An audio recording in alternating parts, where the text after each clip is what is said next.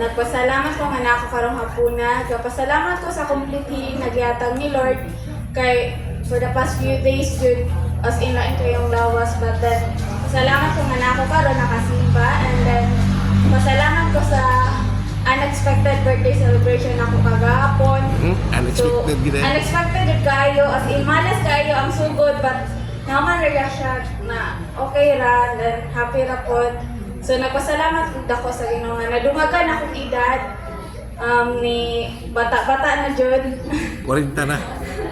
So pasalamat ko ni Lord and sa good health na gihatag ni Lord, and then sa pag-eskwela pasalamat ko nga gigiyahan ra jud ko ni Lord sa mga galang-on sa thesis, gigayahan ra jud ko ni Lord. So pasalamat ko ako and sa mga blessings na gihatag ni Lord sa among family. So bless among family, pasalamat jud ko ana nga wala jud ni gipasagdan ni Lord sa bisan unsa nga struggle sa nga gi-face akong family na jud si Lord taga guide namo. So pasalamat.